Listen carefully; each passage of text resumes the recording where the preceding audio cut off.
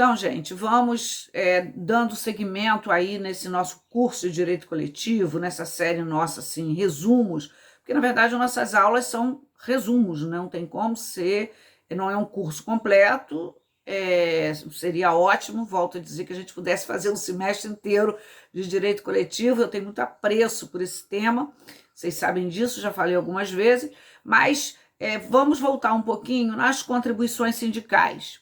A contribuição obrigatória, então, o custeio sindical, ele se dá de diversas maneiras, né? Voltando um pouquinho aí. Ele vai se dar pelas doações, pelos legados, né? Pelos eventos que as entidades sindicais podem fazer para custear a base, sindicato, as federações, as confederações, inclusive as centrais sindicais que hoje recebem aí uma boa fatia dessa receita sindical, embora, volto a dizer, elas não façam parte do sistema confederativo. Mas a principal contribuição, que nós já falamos, é a contribuição sindical, também chamada ex-imposto sindical e também contribuição obrigatória. A gente distinguia as contribuições por essa obrigatória, que hoje deixou de ser obrigatória. Já falamos bastante sobre ela, mas então, das 4 contribuições, na verdade, nenhuma mais é obrigatória, entre aspas. E se constar na convenção coletiva de acordo? Aí é que está. Todas essas contribuições, elas têm uma previsão na CLT ou na Constituição Federal, no artigo 8º. Essa contribuição obrigatória, que era o antigo imposto sindical, e que até o advento da lei de 2017, da chamada reforma trabalhista, 13.467, ela sempre foi obrigatória. O empregador descontava um dia de salário do empregado, fazia uma folha coletiva e repassava para a entidade sindical da categoria. Se o empregador assim não o fizesse, o sindicato ingressava com uma ação contra a empresa empregadora e não contra o empregado, porque cabia a ela fazer esse desconto em folha e fazer o repasse. Com o advento da Lei 13.467, como nós já falamos, essa contribuição ela deixou de ser obrigatória e passou a ser facultativa. Ora, é a base de todo o sistema, de todo o custeio, de toda a sustentação das entidades sindicais, sempre foram a essa contribuição primeira, essa obrigatória. Bom, aí surgiram, com o advento de ser proibido, etc e tal, de não poder mais cobrar compulsoriamente, depende da vontade do empregado, e o empregado tem que manifestar essa vontade. Começou a surgir, assim, diversas teorias. De 2017 para cá, inúmeras teorias surgiram sobre esse tema, dentre elas, teorias jurídicas, jurídicas, obviamente, mas doutrinárias e algumas, inclusive, na jurisprudência, segundo as quais, se, por exemplo, a Assembleia permitir que seja inserida na convenção coletiva ou no acordo coletivo o desconto obrigatório. Pode ou não pode? As assembleias a gente sabe que são muito esvaziadas. Como é que fica isso? Na verdade, parte da doutrina começou a entender e muitas entidades sindicais continuaram efetuando essa cobrança. Outras, inclusive, para conceder alguns direitos para o empregado e até mesmo para esclarecer fornecer, inclusive, norma coletiva, o que não é correto, passou, inclusive, a quase que exigir que os empregados fossem às entidades sindicais com o intuito de que ele ali aderisse permitindo a contribuição obrigatória. Muito bem, a doutrina começou a se dividir, mas uma grande parte da doutrina começou a entender. Eu, inclusive, fiz algumas aulas, algumas palestras sobre isso, dizendo o seguinte: bom, se o legislador, eu não gosto dessa reforma trabalhista, isso é fato, mas nós precisamos usar os métodos interpretativos. Se o legislador desejasse que essa contribuição pudesse ser fixada numa convenção ou num acordo coletivo, ou seja, numa negociação coletiva, ficaria em algum parágrafo isso de forma clara ou de forma não proibida. Isso não existe. Não existe essa possibilidade. Não está proibido, mas também não tem isso forma clara. Diz apenas que o seguinte: deixa de ter a contribuição obrigatória. Para que ela exista, o empregado deverá. Cabe ao empregado concordar com o desconto em folha. E aí tem as formas pelas quais esse desconto deverá ser feito. Muito bem.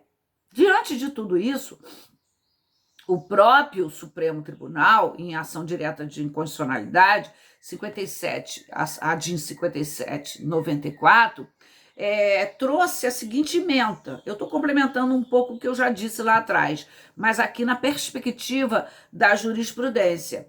Direito constitucional, reforma trabalhista, facultatividade da contribuição sindical.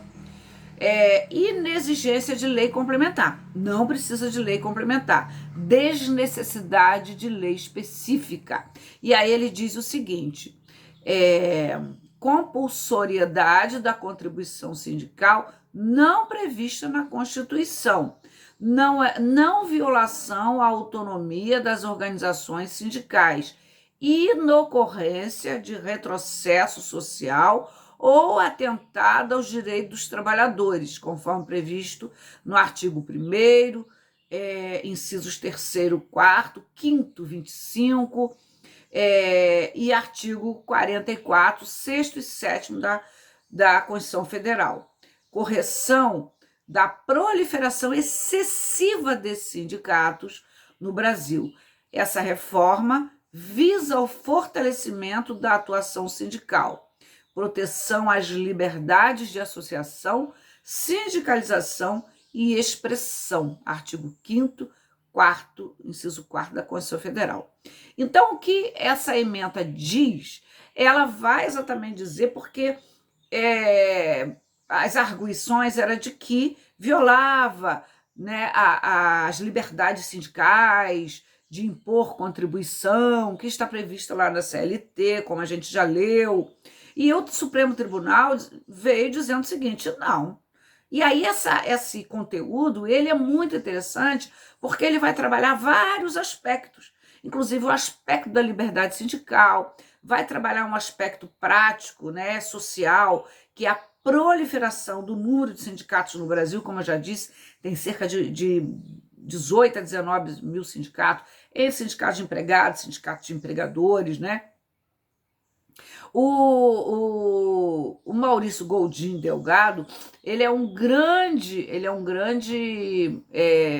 crítico dessa lei em diversos aspectos, inclusive nesse aspecto, porque ele diz que isso fragiliza os sindicatos, né? Enfim, ele traz assim diversos apontamentos. Mas o que a gente tem de concreto é o seguinte: a lei está em vigor, o Supremo julgou através dessa ação direta de inconstitucionalidade, ainda continuam tendo algumas teses contrárias, alguns sindicatos ainda de forma assim velada inserem na norma coletiva, às vezes, essa possibilidade da contribuição sindical, também chamada de ex-contribuição obrigatória ou imposto sindical. Bom, vamos voltar então. Isso a gente complementa o que a gente já havia dito. Então, essa aí é a contribuição sindical obrigatória. Mas como nós dissemos, existem 4 formas de contribuição. Mas isso tudo, professora, é isso tudo. E vou dizer para vocês, eu venho do movimento sindical, fui assessora jurídica de mais de 15 anos de uma entidade sindical, e eu já vi alguns sindicatos, não os que eu prestei assessoria, mas eu lia muito, eu estava muito dentro do movimento de fazer as negociações, de ver sindicatos que inseriam na convenção coletiva essas 2 que eu vou falar aqui. a contribuição assistencial e a contribuição confederativa. Para além disso, já existia a contribuição obrigatória, que é um dia de salário do empregado por ano. Então, o empregado acabava pagando aí muitos, tendo descontos quase que abusivos, dependendo do percentual, para o custeio desse sistema confederativo. Bom, e qual seria essa terceira ou essa segunda contribuição? Bom, a contribuição assistencial, também chamada de taxa assistencial, e por alguns autores de contribuição de solidariedade ou taxa de reversão, ela já existia muito antes da Constituição Federal, ela veio junto com a contribuição obrigatória, ela está prevista na CLT no artigo 513, a linha E, e ela tem por escopo, tem por objetivo, né, as atividades assistenciais, médicos, odontológicos. Lembra que eu falei que os sindicatos ele tem uma função assistencial também? Então, sistemas recreativos, clubes, áreas de lazer, incentivo à cultura, teatro, cinema, etc. E também a assistência com médicos, com dentistas, com exames.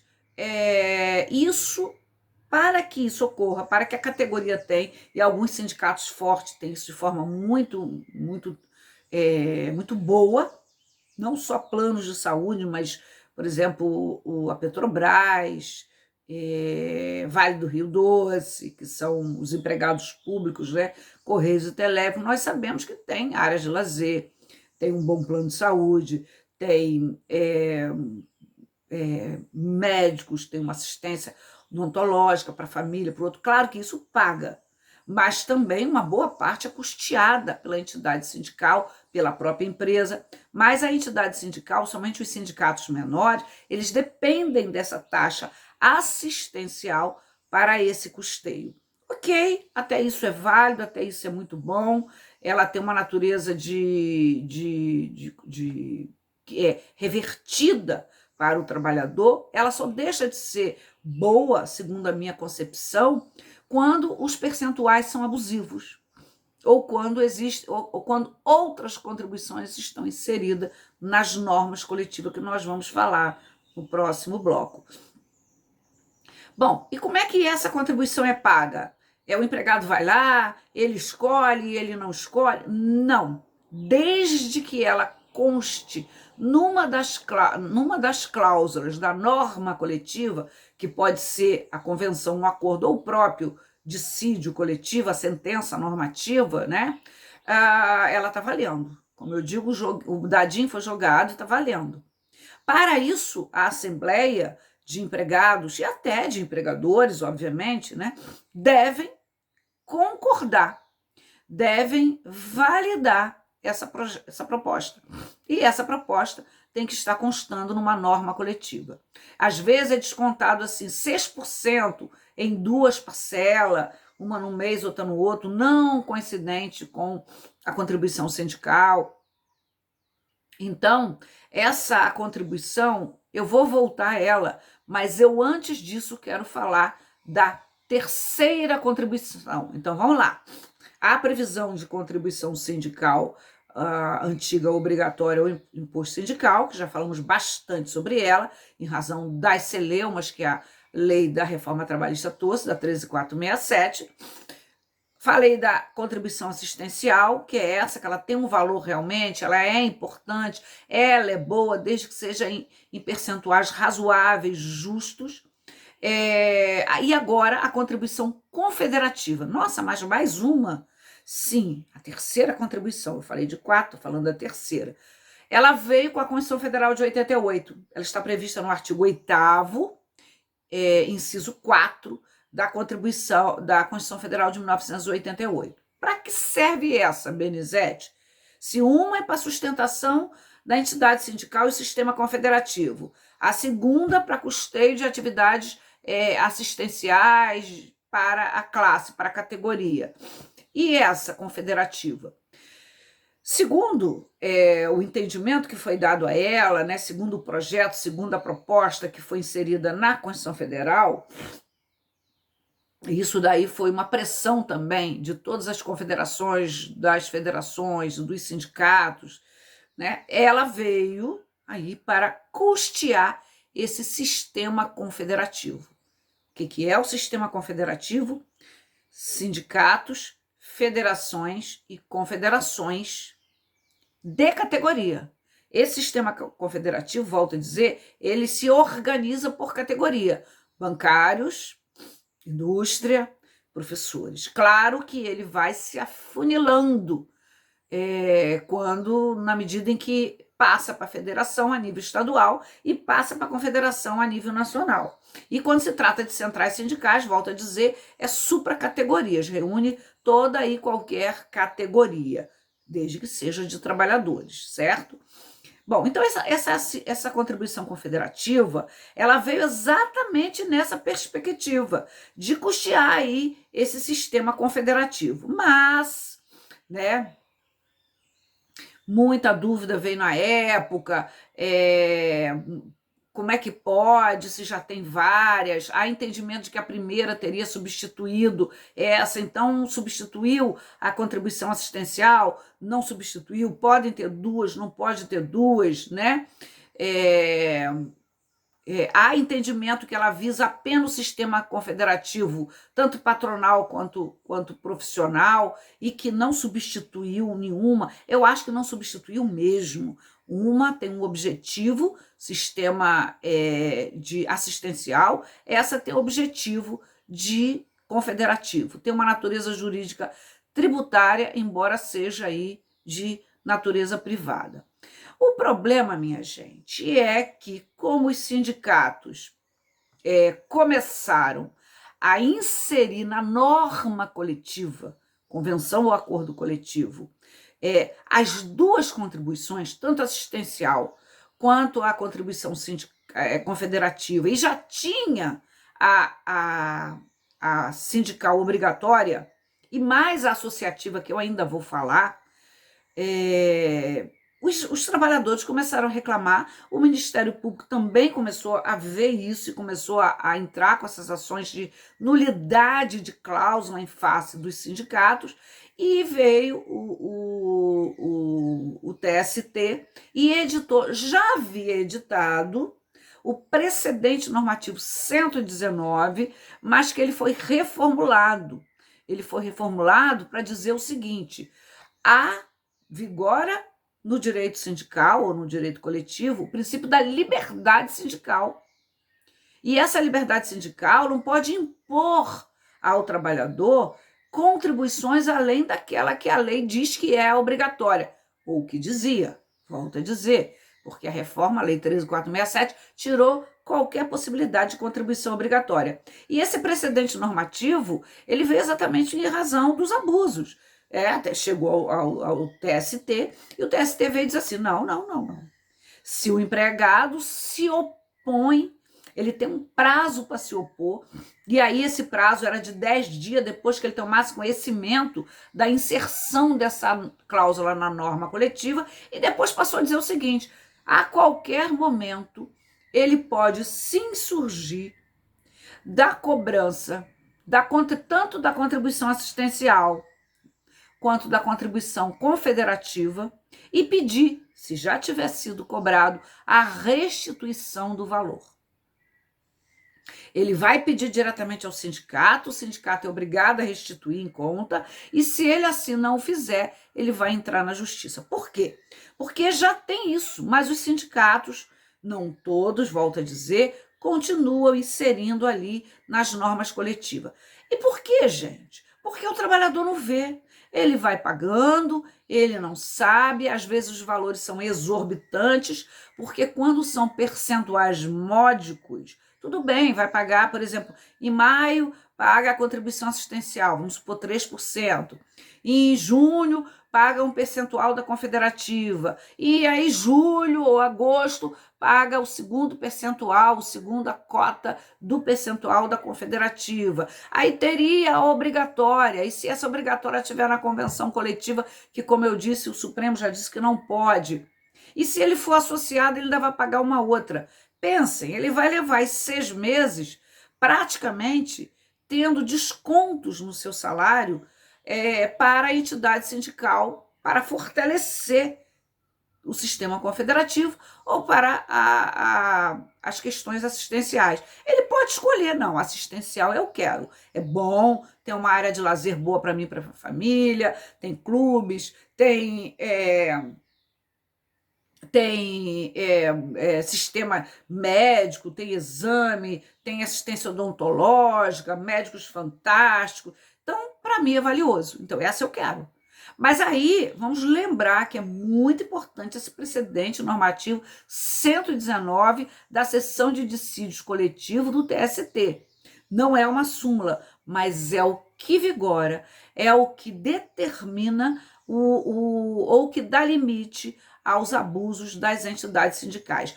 Só que o empregado ele acaba não sabendo, principalmente se não tiver as 2 contribuições, tiver uma só, ele deixa para lá, ele não vai no sindicato para reclamar, ele nem sabe que tem esse precedente normativo, né? Então ele acaba deixando, e com isso as entidades sindicais vão recolhendo.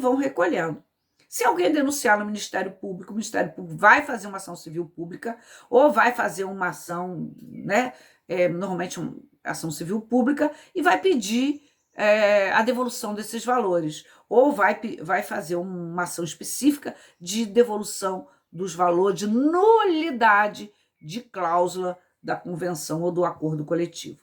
Contribuição obrigatória, que já foi vencida pela Lei 13.467, portanto deixou de ser obrigatória. O Supremo já se manifestou, dizendo que é constitucional esse artigo da lei.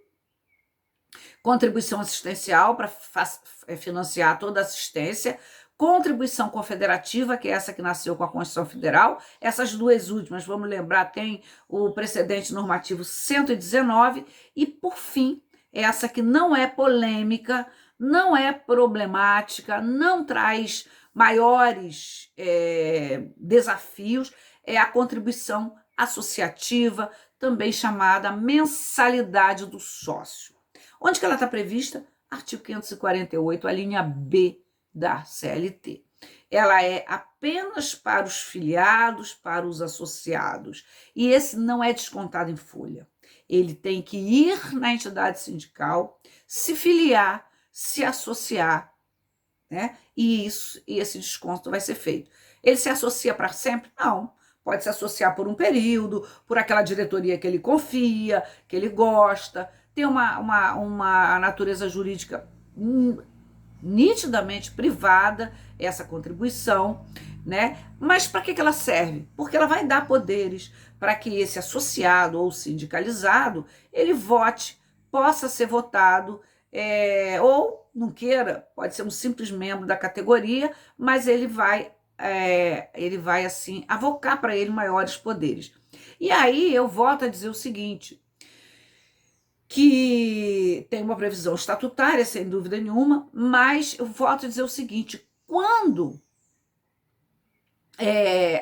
diversa jurisprudência começou a entender que há uma liberdade sindical e que, portanto, as contribuições obrigatórias, aquelas contribuições inseridas na norma coletiva, seja de taxa assistencial ou seja de taxa do sistema confederativo, também há entendimentos dizendo o seguinte, essa é só para os sócios, essa é só para quem só quer se associar, porque vigora aquele desdobramento do princípio da liberdade sindical, que é a liberdade de se associar, que é a liberdade de pagar ou não, se vincular ao custeio do sistema e do fortalecimento das entidades sindicais.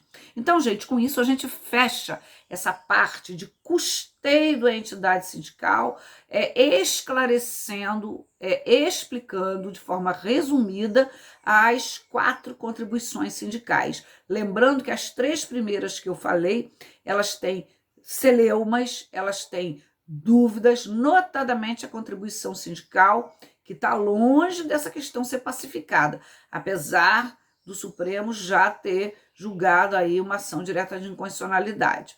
Mas continua havendo a inserção aí dentro das normas coletivas, e essa inserção dentro de norma coletiva, segundo o entendimento dominante, ela fere esse princípio da liberdade individual, liberdade de se sindicalizar. E, portanto, o Ministério Público pode anular essas cláusulas e, portanto, segundo o precedente normativo 119 da seção de dissídio coletivo, o empregado pode ir lá e dizer o seguinte: quero o meu dinheiro de volta. Quero, já que vocês descontaram, eu não participei de assembleia, não tomei conhecimento, não soube quando a norma coletiva entrou em vigor e comecei a perceber um desconto na minha folha de pagamento. Quero esse dinheiro de volta. Quero, que vocês estão muito golosos. Então, gente, com isso, eu acho que a gente fecha essa parte aí de acordo de custeio do sistema confederativo, para a gente voltar com as normas coletivas, as convenções, as negociações coletivas, ok? Olha, agora eu peço a vocês o seguinte: não deixe de curtir o nosso vídeo, não deixe de compartilhar, isso pode ser muito útil para as outras pessoas. Se puder, também peço que se inscreva no nosso canal. Eu sei que nesse momento muita gente não quer saber de conteúdo de direito, mas olha, para quem vai fazer prova da OAB, é super importante aí.